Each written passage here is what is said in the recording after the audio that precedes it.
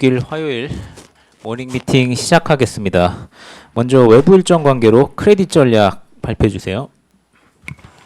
네, 크레딧 말씀드리겠습니다. 일단 위클리 말씀드리고 중국 자료 말씀드리겠는데요. 일단 위클리부터 보시면 국내 크레딧 보시면 상위 등급 그리고 하위 등급 간 좀 차별화 흐름 이어지고 있습니다. 여전히 기업 실적 우려가 여전하기 때문이고요. 특히 발행 시장을 살펴보면 아직까지는 AA 이상급 위주로만 좀 소화되고 있는 모습입니다. 다만 고무적인 부분이 있다면 금융당국의 회사채나 CP 매입 방안이 구체화되었고요. 특히 체한펀드의 매입 대상 역시 기존 AA급 이상에서 현재 그 싱글 A 플러스급 이상까지 확대된 점은 좀 고무적인 부분이라고 생각되고 있습니다. 따라서 크레딧 스프레드 확대 압력은 천천히 좀 낮아질 것으로 보이고 있는데, 다만 그 정책의 실제 이행 시기까지는 좀 강세폭은 제한적일 예정이고요. 따라서 스프레드 측면에서 보시면 좀 그 보합세 보이다가 좀 3분기 이후에 좀 강세 보일 것으로 판단되고 있습니다. 글로벌 크레딧 같은 경우에는 사실 국내와는 달리 좀 강하게 강세 보이고 있고요. 특히 미국 투자 등급 같은 경우에는 발행량 부담에도 불구하고 계속해서 좀 경제 활동 재개에 대한 좀 투자 심리가 개선됨에 따라서 좀 강세 보이고 있습니다. 네, 이어서 중국 크레딧 말씀드리면요. 일단 그 글로벌 크레딧 같은 경우에는 4월 중순 이후에 계속해서 좀 강세 보이고 있는 반면에 중국 크레딧 금리 같은 경우에는 아직까지 높은 수준 유지하고 있습니다. 네, 미중 무역 갈등이 좀 부각되고 있기 때문이고요. 스프레드 측면에서 보시면 미국 크레딧 같은 경우에는 연고점 대비해서 약 70%, 그리고 신흥 크레딧 전반이 약 41%가량 축소된 반면에 중국 크레딧 스프레드의 회복률은 약 36%에 그치고 있습니다. 다만 중국 같은 경우에는 주요국 중에서 한국과 함께 가장 빠르게 코로나19를 극복하고 있는 국가로 평가되고 있습니다. OECD 경기 선행 지수를 보시면 좀 파악하실 수 있겠고요. 특히 디레버리징 기조가 완화되면서 기업 부도가 감소하고 있는 점도 긍정적인 요인입니다. 네, 올해 지금까지 중국 내 기업 부도가 약 9건 발생했는데요. 작년 동기간 약 15건 발생한 점을 비춰볼 때 좀 굉장히 감소한 수치이고요. 중소기업 대상 대출이 확대되면서 향후에 좀 지방은행 위주로 좀 대손 부담은 확대될 수 있겠지만, 지금까지 지원 사례나 대형 금융기관들의 자본 완충력을 감안할 때 아직까지는 소화 가능하다는 판단입니다. 다만 미중 무역 갈등 부각되면서 좀 수출 기업은 나서 어려울 수 있겠고요. 따라서 그 내수 비중이 높고 크레딧 스프레드 축소 여력이 여전히 높은 내수 기업들, TMT 혹은 온라인 리테일 기업 위주로 좀 선별적인 접근 권고드리고 있습니다. 이상입니다. 저희 상대적으로 저희도 미국에 비해서 코로나 훨씬 빨리 잡힌 것 같고, 저희도 한국은행이나 정부 모두 이제 적극적으로 정책을 펴고 있는데, 네. 미국과 좀 이렇게 양상이 다른 점은 뭐라고 생각하세요? 사실 미국 크레딧 같은 경우에는 좀 미국 연준이 좀 공격적인 매입 정책 시행하고 있고요. 그리고 미국 같은 경우에는 좀 투자 자금이 좀 많이 그 크레딧에 대한 좀 집행을 못 하다 보니까 좀 자금이 많이 쌓여 있는 상황인데, 지금 좀 코로나 풀리고 경제 재개를 좀 하고 있는 상황이다 보니까 좀 미국에서는 좀 투자 심리가 좀 크게 좀 개선된 감이 있고요. 다만 중국 같은 경우에는 좀 미국 연준과 같이 좀 공격적인 통화 정책이나 회사채 매입 정책을 아직까지는 시행하지 않고 있어서 중국 크레딧 스프레드는 좀 축소가 좀 덜 되었는데요. 다만 이번 전인대도 있고 지금 중국 같은 경우에는 좀 경기 지수가 좀 빠르게 올라오는 점까지 감안했을 때 미국 크레딧보다도 좀 더 축소 여력이 있다고 판단하고 있어서 좀 이번에 자료로 좀 코멘트 됐습니다. 체한펀드가 매입 대상 WB까지 내린다고 그랬잖아요. 네네, 맞습니다. 근데 그러면은 좀 확실히 좀 디폴트 리스크는 그쪽에서는 좀 많이 좀 낮아지고 있는 상황인가요? 좀 어떤가요, 분위기는? 사실 체한펀드가 기존에는 좀 상위 등급만 매입한다고 했다가 지금에는 거의 하위 등급까지 확대되었는데요. 사실 그 디폴트 위험 같은 경우에는 트리플 B 이상에서는 거의 제한적이고 WB 이하에 CB 발행하고 BW 발행하는 기업들 위주로 좀 어느 정도 우려가 많았는데, 이번에 체한펀드가 거기까지 좀 매입 대상을 확대하면서 그러한 기업들에 대한 좀 디폴트 위험이나 아니면 투자 심리까지 해서 좀 어느 정도 많이 좀 개선될 수 있을 것으로 기대되고 있습니다. 또 하나가 이제 체한펀드가 어차피 펀드라 수익률을 생각하는 되기 때문에 민평금리보다 더 높게 네. 살려고 했던 거가 있잖아요, 그죠? 네네, 조금 그게 사실 이제 시장에 네. 체한펀드가 영향을 못 미치는 가장 큰 요인이죠, 그죠? 네네, 좀 보수적으로 접근하는 면이 있어서 좀 안 됐다가 지금은 좀 고무적이라고 생각합니다. 네. 네, 이어서 글로벌 리츠 발표해 주세요. 산업 발표해 주세요. 네, 은행 저희 매분기 하는 이 펀더멘털 성적표 한번 작성해 봤고요. 일단 이 스코어 카드를 작성해 보니 펀더멘털 상위권 은행들의 지각 변동이 없었습니다. 일단 그래서 KB와 하나의 그 상위권 유지가 계속 가능했고요. 반면에 중하위권 은행들 경쟁은 치열했는데요. 페이지 3페이지 보시면 은행별 이 성적표 분포도까지 이제 이렇게 다 보셨을 때 하위권의 이 지방은행과 기업은행 또 요 포지션 자체는 또 요지부동이었습니다. 즉 성장보다는 이 수익성에서 특별히 개선되는 여지가 보이지 않는 이 하위권 은행들의 앞으로의 전망 자체도 여전히 암울하다고 저희가 말씀드릴 수 있겠습니다. 하위권 은행들이 이런 우려를 해소할 만한 포인트가 최근 분기별 실적에서 뭐 보여지지 않았고요. 향후에도 그 지역 산업 및 그 경기가 특별히 개선되는 조짐이 단기간 안에 보이지 않는 한 중위권이나 상위권으로 치고 올라올 만한 가능성은 없다고 보고 있습니다. 2020년 저희가 이제 남은 2020년을 쭉 놓고 봤을 때 성장은 생각보다 강할 수 있습니다. 왜냐하면 원래는 성장의 절벽이 있을 수 있다고 예상을 했지만 이 기업들의 긴급 자금 수요가 좀 있었고요. 정부가 지원해 주기를 요청하는 이런 부분이 맞물려서 예상보다 성장은 강하게 나왔고 그 기조가 남은 2020년에도 이어질 것으로 예상합니다. 그러나 이 부분이 어느 정도 해소되는 시점은 2020년이지 21, 22까지 그 성장세가 꾸준히 올라갈 거라고 보고 있지는 않습니다. 마진 같은 경우는 작년 대비 올해 많이 하락할 거고요. 일단 원래 저희가 하락한다고 보는 거에서 더 하락할 것으로 보는 이유는 하반기에도 계속 금리가 떨어질 확률이 있다고 보기 때문입니다. 이번 5월 28일 금통위에 혹시 금리 인하가 이루어지지 않는다면 여전히 하반기에 가능성이 남아 있다고 보기 때문에 저희의 마진 어썸션 이 에스티메이트에도 올해 안에는 마진이 계속 슬라이딩 다운하는 것으로 예상하고 있습니다. 충당금 같은 경우는 지난 분기 즉 1분기에 예상보다 괜찮아서 마켓에서 코로나19 여파가 없는 것 아니냐 이렇게 지나가는 거 아닐까라는 질문들을 많이 하셨는데요. 절대 그렇다고 생각하지 않고요. 아직 시작되지 않았습니다. 왜냐하면 긴급 자금 대출은 사실 3월 말 4월 초부터 시작됐고요. 그런 부분이 약간 후행적인 성격으로 놓고 보면 크레딧 코스트에는 하반기 이후에 반영이 될 예정이기 때문에 아마 차차 크레딧 코스트는 올라갈 것으로 저희 보고 있습니다. 최근 금감원장의 커멘트를 하나 리마인드 해드리자면 은행들의 고수익 추구하는 행태 안 된다. 그리고 내부 유보 필요하다. 긴급 자금 대출 계속 해줘라. 이런 부분을 다 종합해 놓고 보면 결국에는 내셔널 서비스를 강화하고 궁극적으로 일단 지금 긴급 상황이기 때문에 배당보다는 내부 유보를 하는 것이 어떠냐라는 약간 이런 간접적인 압박으로 저희는 해석하고 있고요. 이런 걸 놓고 봤을 때 2019년 대비 2020년 감익을 저희가 예상하기 때문에 DPS가 빠지는 걸로 예상하면 디비던 페이아웃 레이쇼는 어느 정도 유지는 될 수 있겠지만 작년 대비 올라갈 수는 없을 것으로 보고 있습니다. 그래서 이런 부분은 사실 주가의 긍정적인 요소 아니고 계속 누르고 있는 변수이자 좀 부담 요인이라고 말씀드릴 수 있겠습니다. 변곡점이 어디냐라고 물어보신다면 일단 금리의 추세적 하락이 좀 일단락되는 시점 그 부분이라고 생각하고 있고요.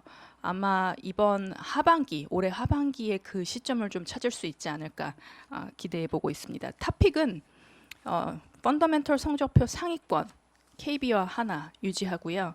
하나 하이라이트 드릴 만한 부분은 과거에 이런 위기에 항상 빛을 발했었던 은행은 사실은 KB와 하나가 아니라 신한이었습니다. 왜냐하면 수익성 측면에서 항상 방어적인 성격이 강했고 그래서 이런 위기에 주가가 항상 아웃퍼폼 했는데요. 이번 위기에는 과거 위기와는 좀 달라진 위상이라고 말씀드릴 수 있는 부분이 수익성 측면이나 성장성에서 특별히 차별화 포인트가 없습니다. 그래서 특별히 위기에 나은 종목이다라고 추천드릴 수 없고 펀더멘털 퀄리티 측면에서도 뭐 아주 상위권이라고 말씀드릴 수 없기 때문에 양질의 좋은 회사이긴 하지만 특별히 아웃퍼폼 할 만한 이유는 없다고 생각하는 게 저희가 신한을 홀드로 유지하는 이유이기도 합니다. 이상입니다. 아까 그 변곡점 시점으로 그 하반기 말씀하셨는데 이번 5월달 금통에서 금리 인하하고 한다면은 다음에 한 번 하는 게 마지막 금리 인하 사이클로 본다. 뭐 이런 식으로 좀 정리하면 되나요? 네, 맞습니다. 뭐 그런 이렇게 생각했을 때 저희 이 주가 보시면은 2017년 같은 이렇게 좀 추세적인 1년 이상 상승 방향을 타는 그런 그림도 나올 수 있는 상황인가요? 2017년에는 사실 금리가 올랐고요. 그리고 그 당시에는 코스트를 세이브하면서 코스트 인컴 레이쇼가 상당히 좋아졌고요. 그리고 그 당시에는 또 이 부동산이 들썩거리면서 성장도 매우 강했기 때문에 사실 저희가 지금 예상할 수 있는 그런 그림은 아닙니다. 다만 은행은 어차피 스프레드 산업이기 때문에 금리 떨어지는 게 어느 정도 마무리된다면 또 거기서 스프레드로 먹고 사는 그런 업종이어서 이게 좀 일단락 된다면 지금 펀더멘털이 아주 망가져 있지 않기 때문에 어느 정도 반등으로 치고 올라갈 수 있을 만한 룸은 보고 있어요. 2017년만큼의 강세는 쉽지 않고요. 그래도 만약에 변곡점이 온다면 최소 20에서 40% 레인지, 대충 평균 한 30% 정도는 올라갈 수 있을 텐데 그거는 사실 그거의 밑바닥에는 매크로 어썸션이 너무 많이 망가지지 않는다는 게 좀 동반적으로 같이 필요한 요소입니다. DPS 이번에 일괄 조정을 하신 건가요? 이거 좀 작년 대비는 다 DPS 낮게 보시는 것 같은데 네. 배당 성향에서 좀 차이가 있는 건지 어닝에서 좀 차이가 있는 건지. 성향에서는 작년 대비 살짝 빠지는 걸로 일단 해놨어요. 뭐 DPS 물론 빠지고요. 어닝이 빠지기 때문에 그건 뭐 너무나 당연한 거고요. 근데 그 추세가 장기적으로 이어질 거라고 보고 있지는 않습니다. 일단 작년 대비 올해만 살짝 빠지고 그 다음에 내년에 소폭 개선 그리고 후년에 다시 또 조금 개선 이렇게 보고 있습니다. 네, 다음은 반도체 산업 발표해 주세요. 예, 3분기 메모리 고정거래 가격 관련된 자료입니다. 지금 삼성전자, 하이닉스가 고객사들이랑 3분기 가격에 대해서 이제 협상을 하고 있고요. 아직 이제 계약은 안 됐지만 그 분위기를 파악하고 이제 저희의 이제 추정을 이제 전달을 좀 드리는 그 자료고요. 디램이랑 낸드 둘 다 플랫 기록하지 않을까 이렇게 파악을 하고 있습니다. 0%고요.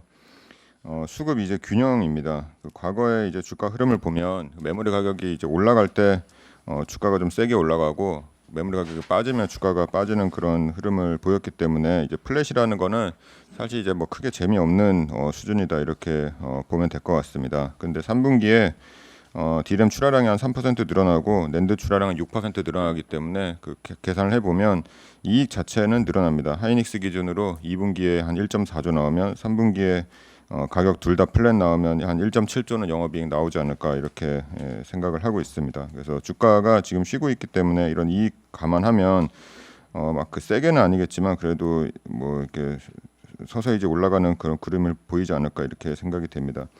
디램, 낸드 이제 둘 다 나눠서 이제 설명을 드리면 디램보다 일단 낸드가 더 좋고요. 디램이 출하량 증가가 좀 있기 때문에 수급이 이제 낸드보다는 좀 못하지 않을까 이렇게 보고 있습니다. 삼성전자가 13라인 디램 캐파를 CIS 전환으로 이제 줄이고 있긴 하지만 그 평택 1라인, 2라인에 디램 신규 캐파를 한 30K 정도 증설을 했고요. 1Z 나노미터 최신 공정을 연말까지 웨이퍼 기준으로 한 10% 이상으로 올리지 않을까 이렇게 생각이 됩니다. 하이닉스도 M10 라인 캐파는 줄이고 있는데 중국의 우시의 라인을 한 30K 정도 증설을 하고 마이크론도 마이크론 메모리 타이완에 있는 그 팹을 지금 1X 비중 100% 가까이 올렸고 하반기에는 1Z 나노미터로 전환할 거기 때문에 디램은 공급이 좀 있지 않을까 이렇게 생각을 하고 있고요. 낸드가 디램보다 수급이 좀 양호한 이유가 공급 증가분이 별로 없습니다. 하이닉스가 2D 낸드 캐파 줄이고 있고 올해 신규 캐파 증설이 없습니다. 그리고 웨스턴 디지털이랑 키옥시아도 지금 신규 팹 그 이와타현에다가 지어놨는데 지금 회사가 돈이 없기 때문에 이쪽에 생산량 크게 늘리지 않고 있고요. 마이크론도 상반기에 이제 캐파 증설보다는 이제 공정 전환에 집중하지 않을까 이렇게 생각하고 있습니다. 그리고 인텔 역시도 2020년에 캐파 증설이 없다 이렇게 보면 될 것 같습니다. 그래서 낸드가 공급이 적기 때문에 디램보다는 수급이 좀 괜찮다 이렇게 보고 있습니다. 수요를 말씀을 드리면 상반기에 그 코로나 19로 인해서 비대면 수요가 뭐 상당히 증가해서 데이터 센터 투자가 많이 확대가 됐습니다. 저희가 이제 많이 말씀드렸던 것처럼 3분기 이후에는 상반기에 투자를 이제 너무 많이 했기 때문에 데이터 센터 투자가 일부 좀 감소하지 않을까 이렇게 생각을 하고 있고요. 최근에 구글이라든지 인텔 이런 회사의 CEO도 비슷한 얘기를 했습니다. 하반기 데이터 센터 투자 축소에 대해서 조금 언급을 했습니다. 그리고 최근에 이제 좀 리스크로 좀 떠오르고 있는 게 트래픽이 뭐 급증해서 주요 이제 서버 고객으로 떠오른 그 틱톡이라는 그 서비스가 있거든요. 이거 뭐 아시는 분들은 계실 것 같은데 바이트댄스라는 그 중국의 회사가 운영하는 서비스고요. 삼성전자 하이닉스 얘기를 들어보면 이 회사가 상당히 중요한 서버 디램 고객으로 최근에 이제 많이 올라왔습니다. 근데 이 회사도 그 화웨이처럼 미국 정부 규제가 최근에 조금 나오고 있어가지고 이 여파로 회사가 투자를 좀 줄일 거다라고 생각되는 점이 좀 리스크다 이렇게 보면 될 것 같습니다. 서버 투자는 줄어드는데 반면에 모바일 수요는 하반기에 크게 개선된다 이렇게 생각을 하고 있고요. 코로나19 영향으로 중국 정부가 지금 벗어났기 때문에 경기 부양한다 이렇게 얘기하고 있고 5G 인프라 구축을 많이 서두르고 있습니다. 화웨이가 현재까지 중국에 5G 기지국을 20만 개 지었는데 하반기에 60만 개 짓는다 이렇게 얘기를 하고 있고요. 이미 4월 달부터 중국 스마트폰 출하량은 플러스로 전환을 시작을 했습니다. 그리고 9월 이후에 판매가 개시될 아이폰 12 같은 경우도 저희 하우스 이제 추정치가 2020년에 6,800만 대 팔린다 이렇게 생각을 하고 있는데 작년 대비해서 한 12% 정도 올라가는 수치고요. 아이폰 뭐 가격 책정도 상당히 뭐 저렴하게 나올 것 같고 디자인도 바뀌고 뭐 120Hz 디스플레이 들어가고 라이다 스캐너 들어가서 판매가 잘 되지 않을까 이렇게 생각하고 있습니다. 그래서 하반기에 둔화되는 데이터 센터 수요를 모바일이 일부 커버할 수 있다 이렇게 저희는 보고 있습니다.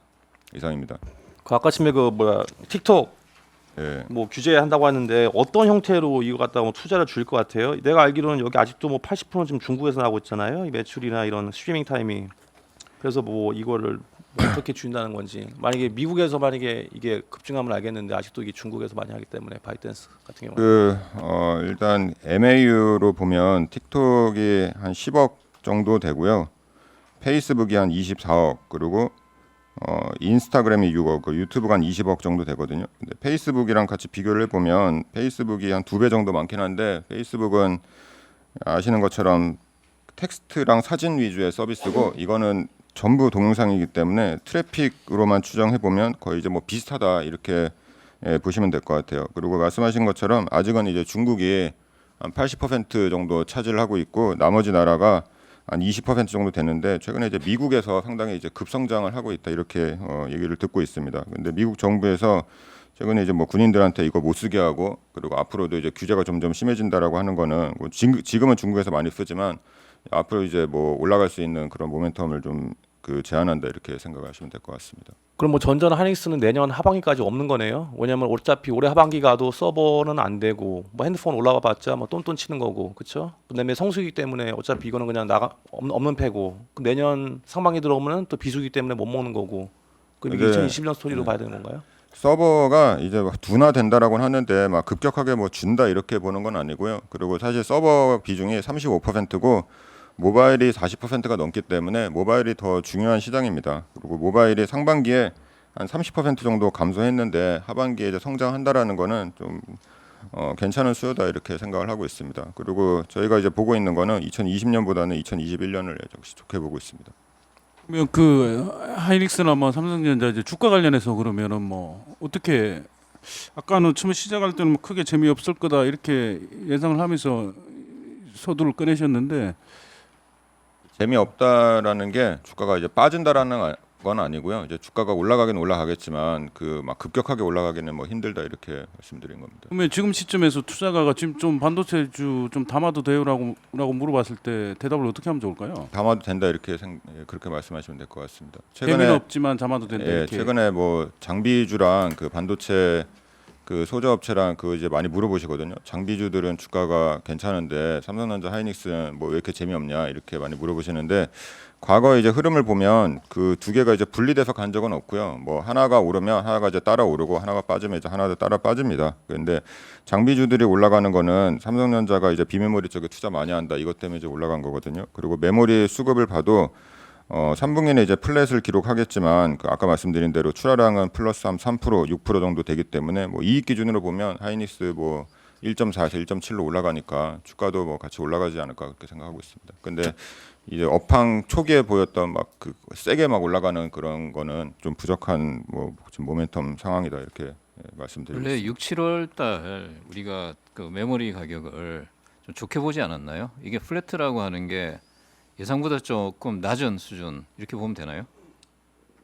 저희가 계속 전망을 말씀드렸던 게 플랫에서 플러스 3% 사이가 될 거다 이렇게 말씀을 드렸습니다. 그래서 시장에서는 플러스 5% 이상 이렇게 봤었거든요. 그래서 저희가 한 플랫에서 한 3% 정도 말씀을 드렸고 시장에서 보는 거의 컨센에 지금 뭐 플랫이라고 하면 뭐 하단 정도 수준이다 이렇게 해서 해석하면 될 것 같습니다. 이 저희가 당초에 6월 초부터 이제 6월 중순 정도에 이제 모바일 수요 확인되면서 주가는 좀 반등 국면으로 갈 것이다라는 게 기존 비였잖아요. 예. 이 부분이 그럼 좀 바뀐 거라고 보면 되나요? 아니 그게 그대로입니다. 저희가 한 2달 정도 전에 말씀을 드렸던 게 하반기에 이제 서버 투자가 좀 줄어들 거기 때문에 3분기에 대한 가격에 좀 리스크가 있다 이렇게 말씀을 드렸었고 주가가 좀 쉬고 나서 모바일 수요가 확인이 되면 그때부터 이제 주가가 반등하지 않을까 이렇게 말씀을 드렸거든요. 그게 이제 지금 시점이다 이렇게 보면 될 것 같습니다. 근데 반등 폭이라는 게 아까 말씀드린 것처럼 막 세게 반등한다라기보다는 이제 뭐 조금씩 반등할 수 있지 않을까 그렇게 보면 될 것 같습니다. 이 뭐 시장에서 모바일 수요 확인하는 뉴스 플로우로 그러면 뭘 뭐 체크를 하면 되는 건가요? 아까 그 말씀드린 중국의 핸드폰 그 판매 반등한 거 그건 이제 확인이 됐고요. 4월달 수치가 나왔으니까 플러스 한 12%, 3월달에 마이너스 30%였거든요. 앞으로 또 이제 확인할 수 있는 게 아까 말씀드린 아이폰 12 판매가 얼마나 잘 될까 여기에 대한 이제 데이터입니다. 근데 7월달부터 그 생산에 들어가고요. 보통 6월달부터 부품 오더가 나오기 때문에 한 2, 3주 정도 있으면 한 몇 대 팔릴 거다 이렇게 체크할 수 있을 것 같습니다. 네, 저희가 생각하고 있는 거는 상당히 잘 팔리지 않을까. 최근에 이제 그런 시장 전망들이 좀 많아지고 있고요. 가격 전망이 저희 그거보다 약간 좀 보수적으로 바뀐 거잖아요. 그러면 이익 전망 관련해서도 저희 좀 조정 가능성이 있나요? 저희가 하이닉스랑 삼성전자 둘 다 이미 그 디램 낸드 둘 다 플랫으로 해놨기 때문에 이익 전망치는 변동이 없을 것 같습니다. 네, 이상 준비된 자료 발표 마치겠습니다.